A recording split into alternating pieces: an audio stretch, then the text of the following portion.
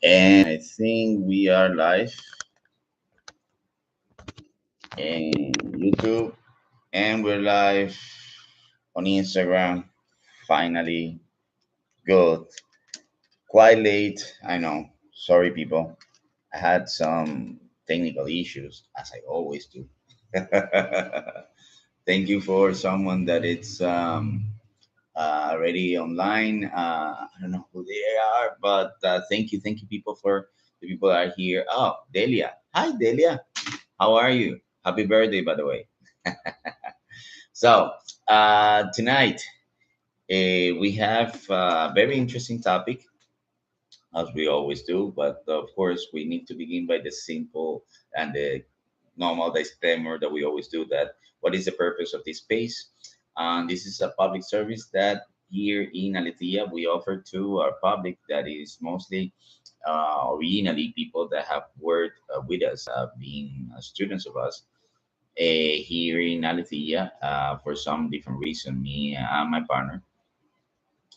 And this way we extend many of the different things that we extend on many of the different things that we work on in our classes, by putting in practice, for example, some of those exercises that analyzing a topic that is common in some of conversations that we normally have here in our sessions. And we do it by implementing again a series of different type of techniques, mimics, gimmicks, and other different tools that are completely capable of being used for a person who is supposed to be in a situation like I am right now, in front of a public, and being in the need to communicate an idea that is supposed to be intelligible, and it needs to convey a message. So the whole thing is, we are here to help you, and we're just simply giving examples of how to help you making your speech much better than what it is. That was a shorter version of everything that I said before. So, for tonight, the topic, as you have seen in the title, is called Fabricant 100. And Fabricant 100, then there is Zizek, and then there is Frankenstein. And we are going to try to make a connection of everything related to these three different things. Specifically, the case of Fabricant 100, the manga, and Frankenstein. We're speaking about two pieces of fiction that are really different in terms of the genre that they were released. Frankenstein being one of the oldest horror stories of modern horror, as it is known now, uh, from Mary Shelley, and so much have been done based or simply inspired on that work. And then we have Fabricant 100, which is the recent work of, let me tell you the guys the name. The author is Daisuke Enoshima, right?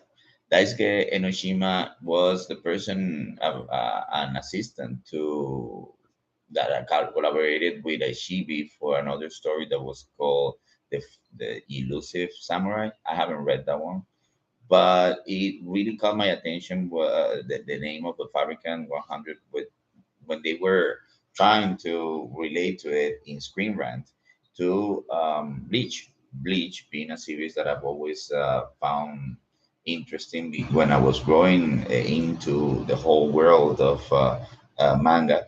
I was originally a fan of it, but then I grew a bit distant of the story the more it was close to its end, because if you have read Bleach, you probably will know that it overcomplicated itself so much, and at the end it couldn't really put up with the standards that it had established along the story, and many different things ended up being not really resolved. And of course, as viewers or readers of the story, we were, at least to say, a bit disappointed. That happens with some stories. Not every story finishes in the best way possible. My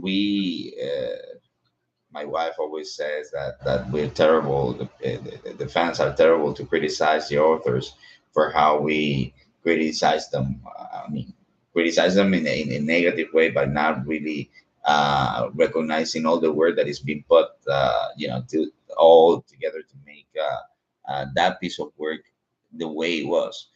And but you can't help to feel disappointed with something doesn't really get to comply with your expectations in terms of the standards in itself is supposed to comply. I mean, Bleach was in its peak an incredible story, so smooth in every aspect of it, of the narrative, of the plot, and etc. But it has so many different ways of narrative that we were open, that in the last arcs we all felt disappointed for how rushed they were and how inconclusive. And at the end, that's the only term I could use for that. They were all inconclusive. But then again, I was not here to speak about Bleach. I was here about to speak about Fabricant 100. That it happens to be not at all related to Bleach, because it's not even the same type of genre. Maybe a little bit in the combat part, but it's not really a combat series. Anyway, hello Adrian. Uh, Hope you enjoyed the talk tonight. If you have any question, you can make the comments here in the comment section. Thank you. So, continuing with what I was saying, Fabricant 100 has nothing to do with Bleach. It has a lot more to Frankenstein, as it is a story that is based on, that the legend of a manga is based on a doctor in some place that is remotely close to what, a classic version of Germany, for what I can see of the drawings. And again, Frankenstein at the time, not necessarily at the time of Frankenstein, but much of the uh, background descriptions and even architecture resembles classic Germany, and a classic description of German towns or German cities, the Burgos. Anyway, what I was saying is that in the case of how Fabricant 100 connects to um, Frankenstein, we have this doctor that was convinced that life began with electricity or was triggered by electricity. Simple concepts that we can find at the same time in the lore that we all know about Frankenstein, the monster of Frankenstein. And this doctor had his most important objective, creating life out of ensembling. Now, what differs from Frankenstein is that he was not really referring to making life, he was just referring to the ideal man.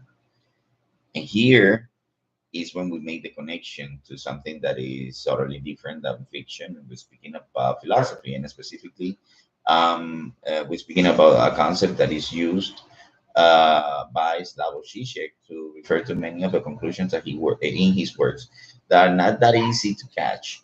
You know, in that's why he goes out of his way to make so many different examples that for some people end up being a little bit even more to be a little bit even more confusing.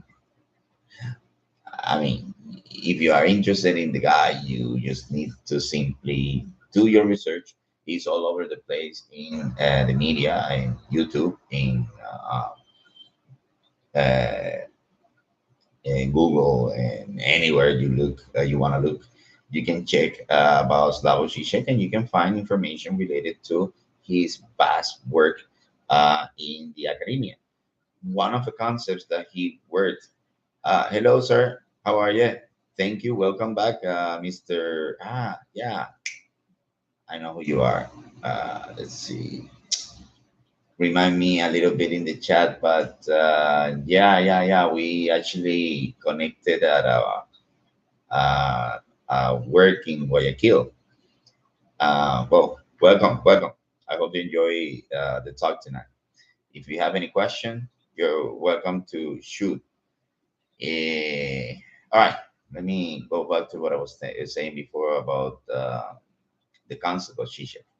You know that Slavoj Zizek, the philosopher, Slovenian philosopher, he is known to be an expert of Hegel, and he particularly reads Hegel through the eyes of both uh, Lacan and Marx, and of course many others. And he has been the influence of many different modern thinkers that are constantly trying to, push their boundaries of the mental, uh, push the boundaries of like the mental barriers that are established by the current status quo that Zizek is constantly denouncing as being more persistently dominated by ideology, and by a type of ideology that is there to make us not really do anything. And he's saying constantly that the most violent thing is when we actually don't do anything. So we need to consider many different reasons why this ideology is so strong. Because even though we can say, yes, yeah, it's true, we all follow certain ideological rules or anything, we don't really consider how important that this ideology is for dictating how things go, and how somehow how useless and helpless we feel with reality. Now, going back to the concept that is used by Zizek in this particular case, the one that we relating to the two stories, the Frankenstein story and the Fabricant 100 story, is the concept of the Object Petite A, or Object Petite A, whichever you want to pronounce it.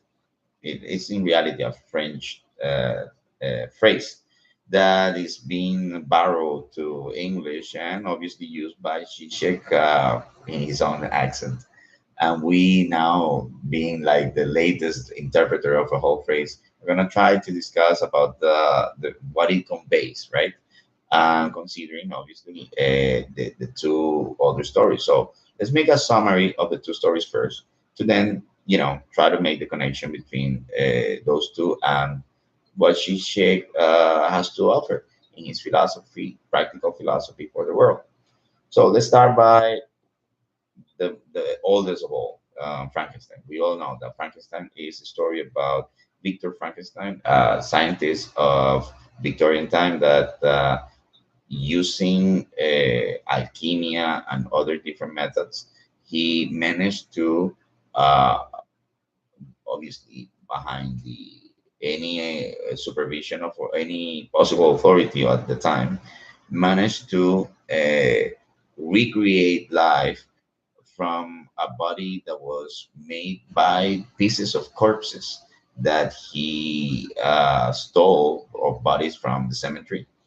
So of course, committing so many different type of crimes in the name of science, and obviously there is this outcome, that is how the being that comes to life loses, sorry, gets out of the control of Victor Frankenstein, because it became conscious of itself and conscious of its tragedy of being a being that was monstrous, not to be accepted by society, but having all the needs of a social being as a human being is. And of course, the story has so many different moral teachings at the very end that could be applicable to anything, including, for example, right now what we know about um, AI. I remember one of the first uh, whistleblowers that people tried to raise awareness of about AI was with this particular robot that once it was asked different questions. I don't remember exactly which one it was, but it was when well, it was asked different questions. The robot reacted and answered as a teen that was paranoid and anxious, and at the same time had some impulses that could be felt or considered as it was not fetishistic. What was the term that they used? Sorry, I think I confused the term. It was um, self-replicating or something like this. The fact is that the conclusions at the time made to seem that this AI was being aware of how limited it was and how it resented humanity for being that way. Narcissistic, that was the term I was looking for. Yeah, the AI had narcissistic tendencies in the way she answered, and it was a she because they gave her female gender. Uh, she reacted to and how she chose to answer the way the things that she said, becoming aware of what she was. Anyway, going back to the topic of Frankenstein, uh, we have different ideas that we can tell that have been the bigger influences taken from Frankenstein and to be used in Fabricant 100.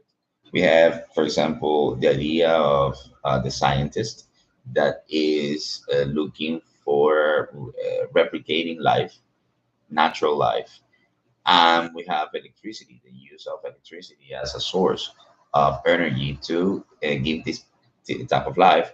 And at the same time, we have also the use of bodies. In all of them, we have the particularity of how a scientist was reckless enough to not disrespect the type of morality of, the value that you're supposed to have for life, or at least for, the property of a body for the individual and the respect that this individual deserves for having their remains be not desecrated by someone and to be used in an experiment in all of the different things that you could actually think of doing. This is some of the worst things that you could do for the honor or the memory of the deceased. So this is a situation that these doctors disregard, and in the moment in which they try to put their science to work. And you can tell that in both stories there is a karma, a karmatic effect or karmatic reaction towards this recklessness. The case of Fabricant is a little different. We have that doctor dies simply because he needs to die, and the Fabricants, because it's not just one monster that he created, he made it up to 100. That's the reason Fabricant 100, the name Fabricant 100. Each one of them were an attempt to create not just recreate life, but recreating being, an ideal being that started from humans. Here is when we start making the connection to what I was referring a concept used by Zizek, borrowed from Lacan, that is the Object Petite A. This is the moment of spoilers for all the people that haven't read Fabricant 100. But up to after chapter 19, I think, chapter 19 or 18, is when you start seeing the introduction of the major actors that will become, for example, the main villains in the story. I guess it is supposed to be the main villain right now. That is, spoilers ahead. Sorry, people. Uh, Fabricant number one. Fabricant 100. The story from, let me repeat the name of the author, from Daisuke Enoshima, tells how in this world this doctor recreated these ideal beings from pieces of bodies that had the best potential, and that's the reason why they were supposed to be ideal, because as they had the best potential, the core of these beings allowed them to reach over beyond the limits of beyond human limitation. So of course, these beings were capable of doing stuff that were superhuman, um, sort of like androids, but with not pieces of robot. Instead, it was totally organic, exactly as in Frankenstein. They robbed from living beings, right? Because they had to be fresh, not like in Frankenstein, that in which they use rotten pieces of bodies of people that were already decomposing. This was one of the major differences, and obviously something that makes it really, had to be done that way. If it had to take some sort of personality, despite comparing that the two sources are really, really close. I'm speaking about the doctor, the reanimation of being, etc., from Frankenstein. So, in the case of Fabricant, that idea of having to steal from living beings is obviously the horror part. And the karmatic thing is that once the doctor is done, these beings, you can say, I mean, from a alchemistic language, you can say these homunculus had to basically uh, had the emptiness, were left alone with this emptiness of not knowing exactly what the ideal being was, and constantly yearning to perfecting themselves. So as perfection came from reaching pieces of bodies that had the best potential and putting them all together, ensembling in themselves, that's how they reach, or they were supposed to reach, the highest peak of what an ideal being is. Then they had to consider what was the source for these exceptional pieces, and there were humans that had this, humans, human lives, even human families, human clans, that had genes that made them different than others. And such is the case of the protagonist, the second protagonist, because one of them is, of course, Fabricant 100, the Android homunculus Fabricant 100. That's me, the one who's calling them homunculus. They're not called like this in the story, all right? Anyway, the other protagonist is, let me read it for you guys because I still don't remember, is Yaoi. It's from the Yaoi file. Yaoi is not the term. Yaoi is actually a bad term. Sorry, people. uh, okay. Human being, recover. No, that's not the name. I don't have it. I don't have the name. Okay. But the kid is from the Joy family. I think is the name of the family. I'm butchering the name because obviously it's Japanese. This guy, this kid was the latest survival because the whole family was butchered by these monsters. The whole family was actually trying to protect the latest offspring, this kid, and, and all of them, including the last one of them, one of the strongest ones, his older sister, died to protect him. So how did he survive? He basically lured all these monsters with his own blood by saying that if one of them signed a contract of, protecting him by keeping him alive and helping him kill all the other fabricants, he was going to promise that once he reached adulthood, was he was 14 years old or less at the time. Once he reached adulthood, he was going to forsake, give up his own body to this fabricant. And of course, there's no better source, and the best source available was obviously someone from this fantastic family, the Joy family.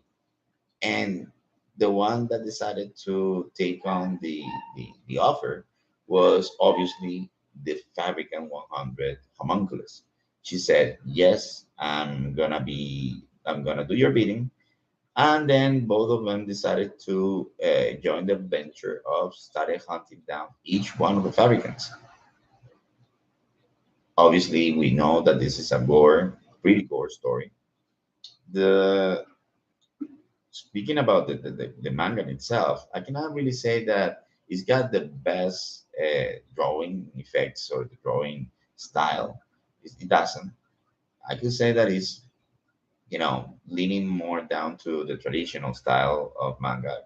I'm more into the more experimental form to draw manga, and those are the ones that I'm more, I believe, that tend to be calling more my attention lately.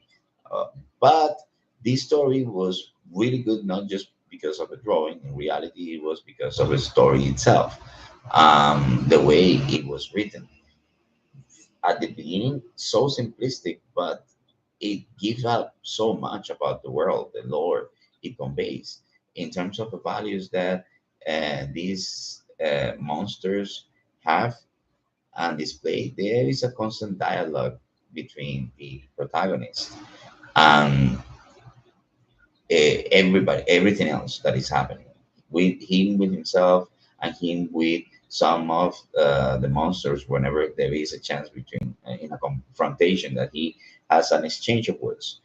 There is this constant dialogue about what is the motivation that these monsters have for trying to kill people, trying to harm human beings, despite the fact that human beings who actually work alongside them if they actually needed human beings for their own survival. But spoilers ahead, along the story, we can tell that much of the motivation that these monsters have about feeding from humans is not because they consider humans, sorry, they consider themselves um, as being inferior to humans, and for that reason, acting violently, aggressively towards humans. It's not that; it's simply that humans are these particular humans, the ones that have the most potential, are ways for them to reach that ideal being that their creator, their doctor, the creator had for them, and instilled in them this particular type of emptiness. This emptiness that is really human, though they deny being human, of the fact that you're never gonna get to fulfill something that has no real no real form in itself, but it's simply something that takes a form because it originally starts from an urge. And this urge is exactly the concept that is used in psychoanalysis as the object petite A, described by psychoanalysis as one of the reasons why we suffer from many different types of anxieties. And in reality, the object petite A can be the similar source of energy that we have, that motivate us to do anything in reality. I mean, we have a motivation to do something as simple as, being hungry and taking the different steps to feed ourselves, or being tired and looking for a place to rest. Again, taking the different steps to do fulfill that particular necessity we have.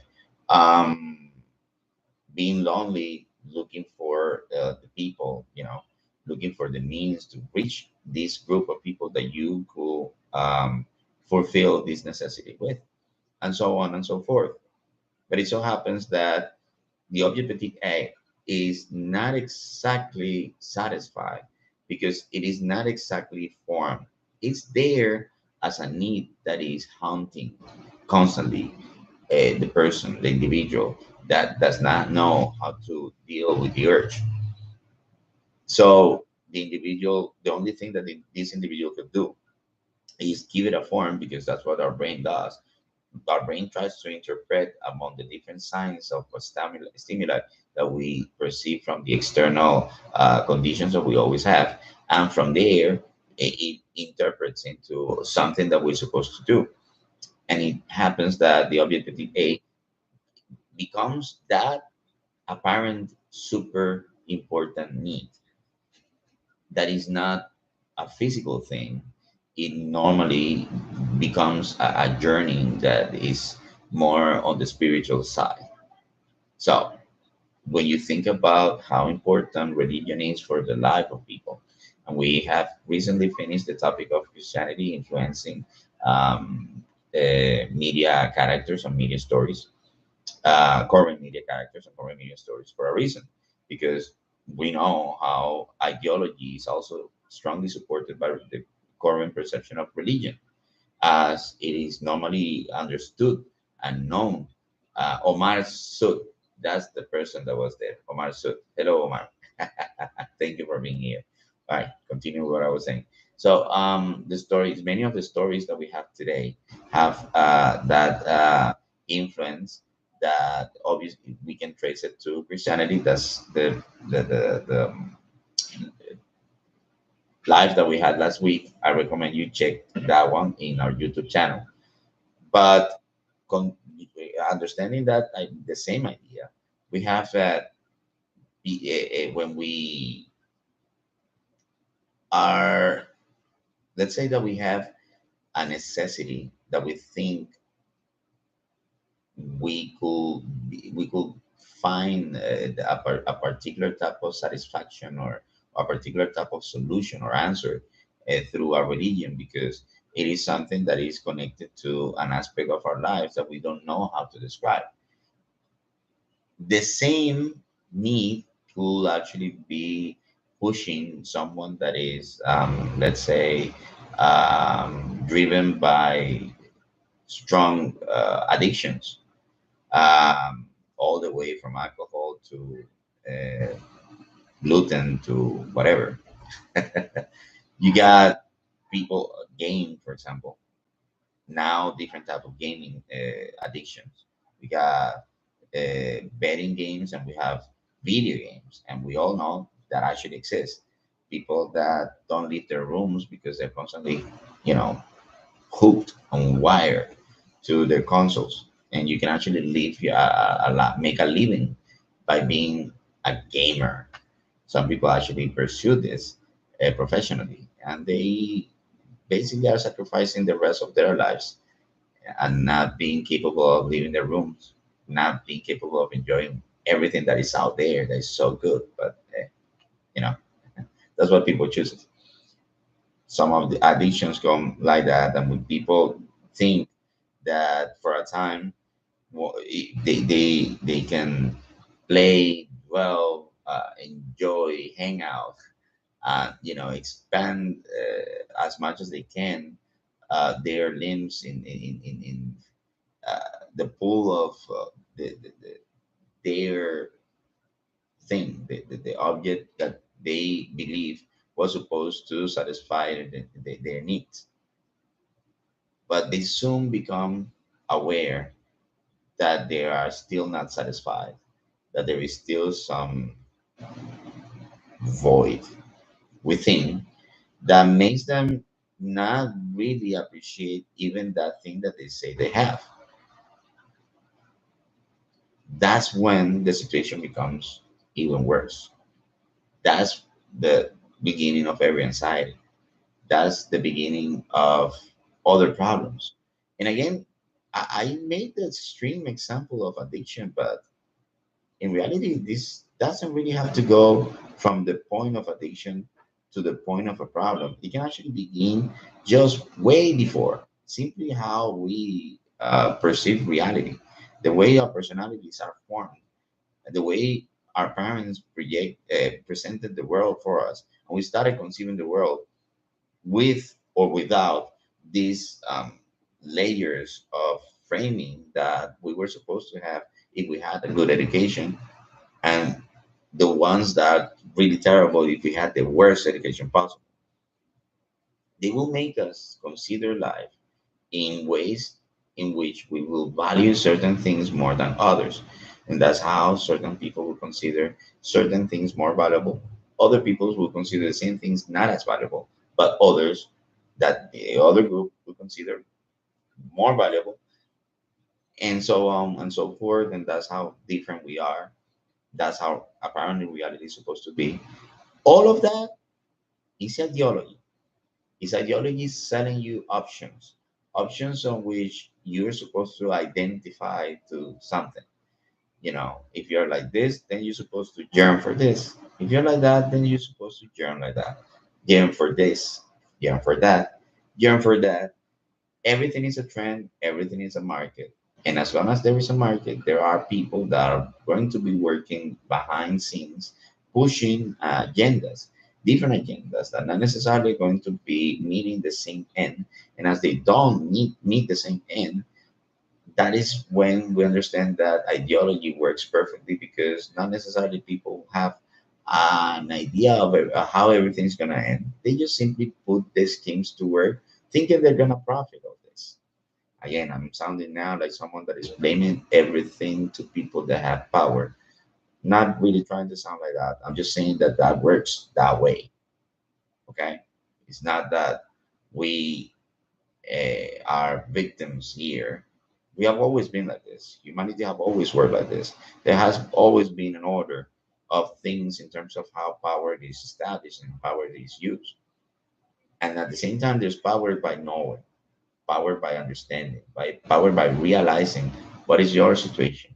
It's not the same thing when you are simply just following the rules as any other person just because you don't know, and you just simply go along and you die when they tell you how to when to, as opposed to when you know where you're going, when you know how things are going, and you start taking the different precautions, you're taking the different steps to consider that you will prefer to die in a different moment, in a different place, not by somebody else's command. See my point? That's basically what um, that's the main idea of the teachings of Slavoj Žižek throughout his work, in his books, in his talks, and he's constantly being denouncing how things are going to be developing in history. I remember when the book of violence came out. That was 2006, if I'm not mistaken, is where the year where the book was printed. No, sorry, it was 2005, but it was distributed 2006. That's how it was. By that year, I remember that I got to read this book on 2008, 2009, that I got it from a friend, my dear friend Petrus. And I remember that reading this book, many of the examples that he used to make back then, and then I constantly heard him commenting on them live in his different talks and different conferences. I realized that he was commenting on a future that was about to happen. Things like this, like how the Western world, in the side of um, you know the western side of Europe, the northern side of the Americas. I'm speaking about North America specifically, and some other countries, very few, scarcely, sparsely, all throughout the globe, have achieved an incredible um, level of, of comfort that was obviously produced by the capital oriented policies that these countries maintain during crucial years in the along the development of our society in the last 2 centuries. That was something that obviously was happened because of how these countries took advantage of all the exploits that they had in 300 years before, and with the inclusion of the Americas, the wars of colonization, and then the wars of uh, post-colony, etc., etc. All the different valuables that were moved globally from the from the new continent to the old continents, and all the different powers that developed afterwards, and made the capability for many of these countries to establish themselves as main actors to be uh, doing or influencing the world in the 20th century. And in the 20th century, it so happens that when you had the left revolution, we have that these countries kept, um, let's say, a more profitable or more favorable profile comparing to the countries that went on the other side and had these other influences, and of course the Latin American and third world countries. So Zizek mentioned that this is a situation that was true and was the justification for why the most of, or the majority of, almost all leftist movements in governments failed. Then he said that that prosperity that these countries were enjoying was eventually unsustainable. And eventually, all countries will end up becoming, everybody will end up becoming something similar to what happened with China. China being a country that was the example of restriction, but then adopted the most capitalistic behavior in how they made business and how they became the biggest actor of the whole world. Right now, we can say even more dominant than the US, although we can say that the US still is dominant in the political area. But everything else is China now, and the power belongs to China.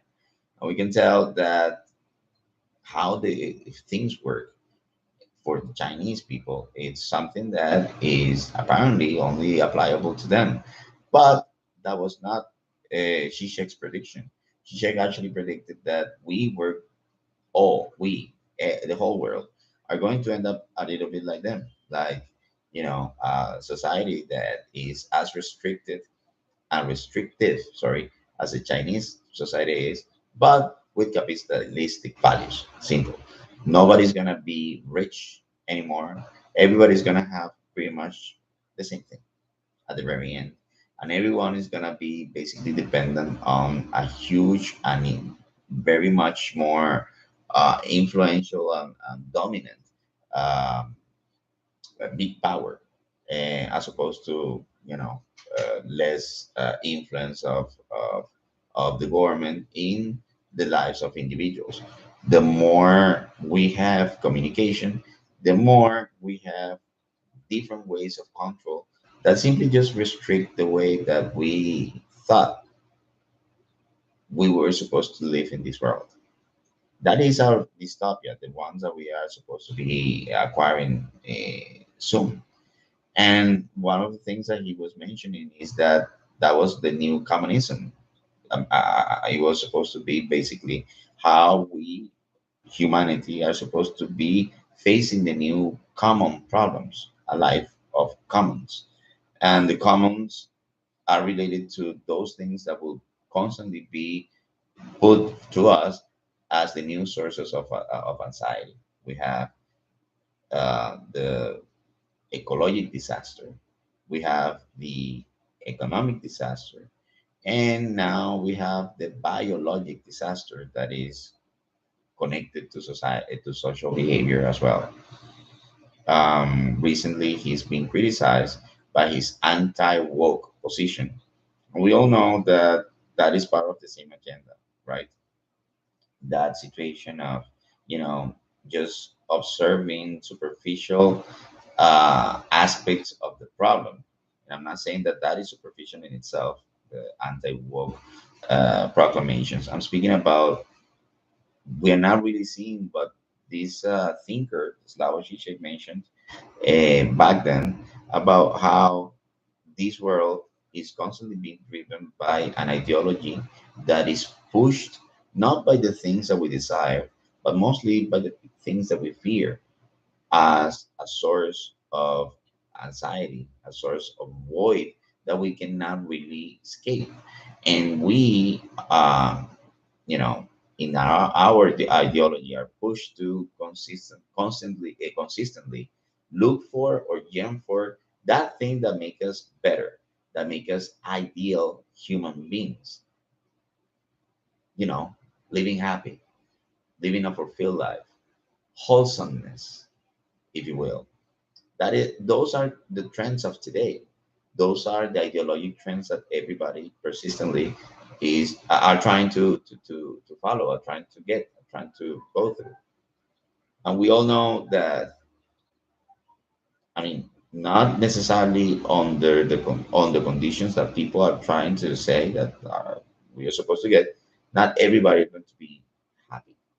Not everybody is meant to be happy because those conditions don't necessarily work for everyone. Every person have their own path in life. But this is a situation that the monsters from Fabricant 100 can't deal with. They are lured by the blood of this kid from the Joy family and hunted down afterwards because they cannot really control that need that they have of trying to fulfill that wish, that fear that was instilled by their creator in themselves. They needed to become better. And to become better, they needed the best pieces, the best parts possible. And the best parts come from the best sources. Therefore, they will all require the life of this kid. So that's more or less the logic behind that particular story. And that is the connection that we have with Zizek and that idea of the Object Petite A. You can never really satisfy that void because the moment that you're reaching it, it transforms into something else. It slips between your fingers and changes its substance to something that is totally and completely not known to you. And it is constantly being pushed as the newest thing and the newest thing and the newest thing. That is the problem of today. We have new fears, new things to be um, nervous about, new things that produce anxiety in us when we don't have to deal with survival issues as more primitive human beings lived in the past. Our issues become apparently as heavy, just to say it, even though in reality they're more banal. They're not survival issues anymore. But still, we react to them in ways that affects our mentality, affects our mental capacity, our mental health. And that's why these beings become monsters in Fabricant 100.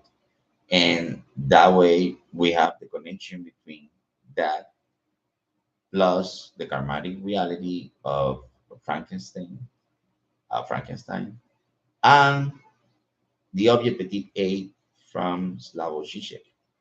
And I think that with this, we are closing the topic of tonight, understanding that um, the whole speech that we made today was simply just to try to recreate, you know, the different things that we can actually think about three particularly individual aspects. We have the concept of Object A by Zizek.